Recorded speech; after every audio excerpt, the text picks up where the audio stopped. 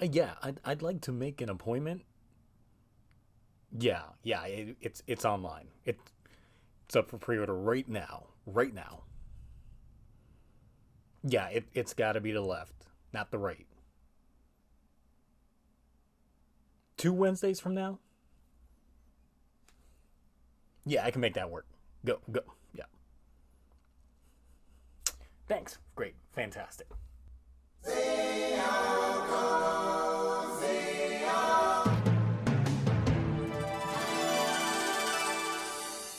Coming off the high that was the Tengo Kaiger movie yesterday, I gotta get smacked in the feels with this week's Revice.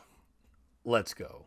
So, to start things off, this episode did give me the development that I wanted out of Sakura. And yes, she does kick all the ass in this episode, as predicted. Just to get this out the way, the A plot from last week involving Seiko san and her son gets almost instantly resolved, as a double rider kick quickly beats the contract out of her. But wait, the baddie isn't done with her yet and forces her into another contract.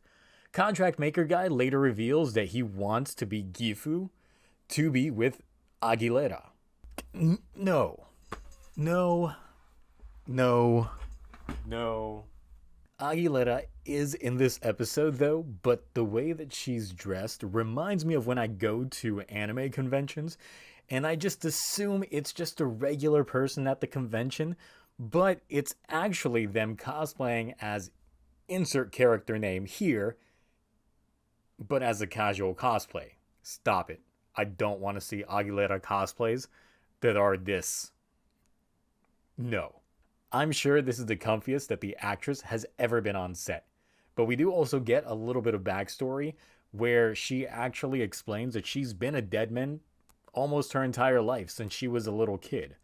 So it's the only family that she knows, and she found her happiness in that way. The Deadmans themselves are trying to expand their own family through their own means, even if it means taking them from the Igarashi family. Minus Iki, you'd think he pissed in their cereal or something because their interactions have been always with not him. So yeah, half this episode we do get Sakura deep into her feelings. Her failed transformation gets her chastised by her brothers as they tell her that she's just not as strong as she thinks.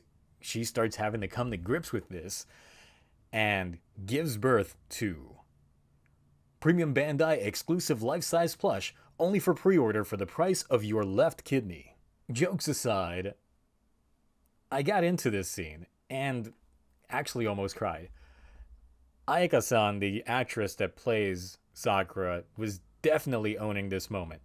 All her failed henshins up until she breaks down, along with her signature eye emoting.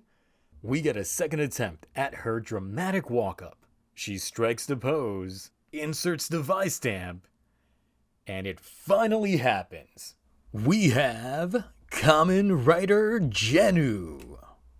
She proceeds to smack down everyone around with stylish moves, signature attacks, stamping finishes, plus some comedic moments with Premium Bandai exclusive life-size plush only for pre-order for the price of your left kidney. I know she has a name, but she will remain Premium Bandai exclusive life-size plush only for pre-order for the price of your left kidney until I forget this bit is a thing. Our family trio of writers is here, featuring Hiromi. He was bullied as a kid. This is a plot line. Okay, let's talk forms. But we really need to talk about Jeanne? You know what? I need to listen to how this form is actually called.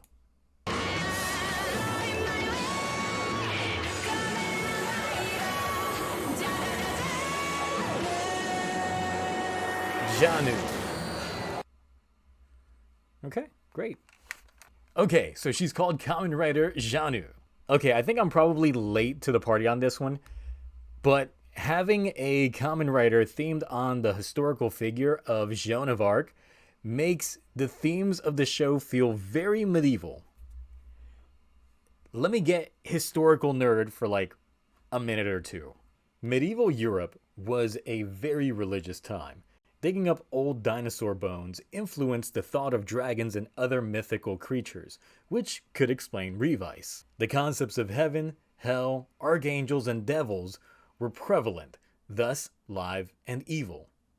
Joan of Arc, led by visions of angels and saints, sought to assist with the liberation of France. She was later captured, imprisoned, and burned at the stake.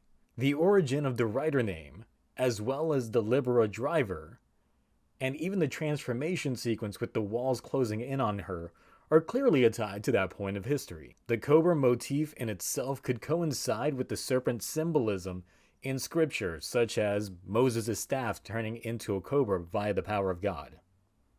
Maybe I'm just overthinking this. I really like the design of Jeanne, as it looks like a shoulder dress combined with the legs of a warrior mating outfit. The face is the body of a cobra, with the head being where her mouth is, and the tail is serving as her ponytail. Yeah, this design fucks, and it's tied with demons for my favorite suit of the show. What's off about it is just, and it's clearly intentional, it's that the belt is too off to the right. This episode, while good, I don't know if I'll rank it as highly as the last one. It's a solid B, almost hitting an A. But it was a very predictable episode. They even resolved Seiko's problems by throwing Phoenix money at it. Hiromi seems to be showing that he's written as an afterthought. Besides being a Phoenix soldier, I know nothing about this guy. He fails to use the Bata Vi stamp earlier in this episode and mentions bullying is what makes him wanting to become a writer. Neat. We did get Happy Sakura and Happy Aguilera this episode, though. A. Nah, I'm just kidding. It's really B. So clearly you know what my thoughts are on Premium Bandai exclusive life-size plush only for pre-order for the price of your left kidney. This is cute. It's cute. I like it. It's in a very different direction than I would have expected the show to go in. But you can't tell me this thing's not gonna print money. It will. It's gonna print money like crazy. And Vice has it right. He is gonna get unpopular very quickly, as everyone's gonna be wanting Premium Bandai exclusive life-size plush only for pre-order for the price of your left kidney. So how do you feel about Sakura's grand transformation? Also, yes, George designed the Libera driver, but he didn't make it himself. So who did? Any thoughts on whether or not it's Deadman related, or the Ushijima family, or even somebody else entirely? Anyway, I think we finally get an Iki-centric episode next week. Neat. So, until next time, even if there isn't a Premium Bandai exclusive life-size plush only for pre-order for the price of your left kidney, there is at least Premium Bandai exclusive Kamen Rider.